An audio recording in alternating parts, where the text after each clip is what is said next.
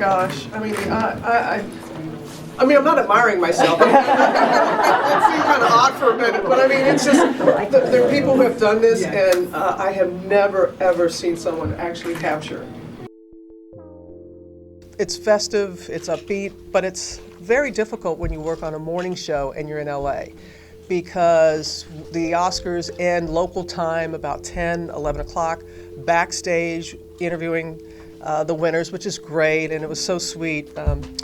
Leo's mom just happened to sit down, and she had actually the card, the presentation card, and she was keeping it and saying, oh, I keep all this memorabilia.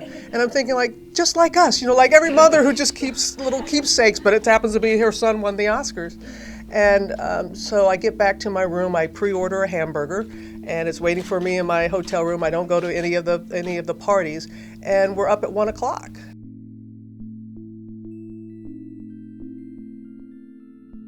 I was on my way here on the plane, and I saw that she had passed, and quite frankly, there was a moment that I thought I should return to New York to be able to be there this morning. But Barbara Walters was there for me this morning, and she knows Nancy very well, so it was more appropriate for her to be there to share stories with her. I had been in different kind of settings with her, did not have the opportunity to speak with her directly, but just this, when you think about the grace, and kind of alluding to the question that you were asking earlier, and it was her husband who had said, you know, you don't attack each other. Remember, he said, you know, that's you just don't do that.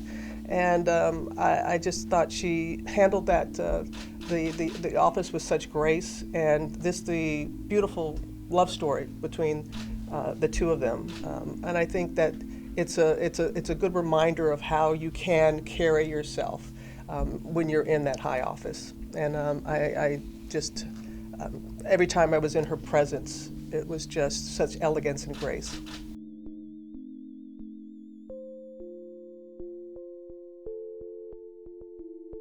When I was clutching Diane Sawyer's hand and said, I have breast cancer, the number of people who reached out and then went and got had mammograms, people who had put things off for such a long time. And I made sure that anything that I shared on the air could be helpful to other people. It wasn't just talking about my journey, but anything that I was going through.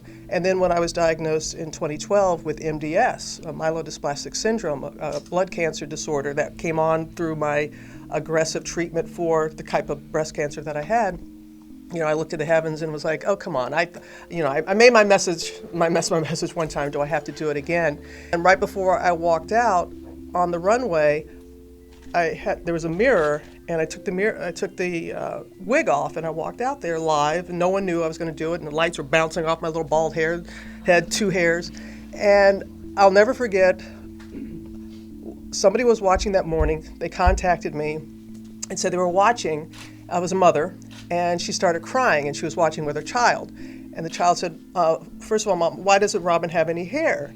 And she explained to her, well, she had to take some medicine to make her better, and had a conversation with her child that she would not normally have had, and saying if, you know, God forbid something should happen to her, that her child would have a better understanding. So I'm very grateful that my journey has been able to help others.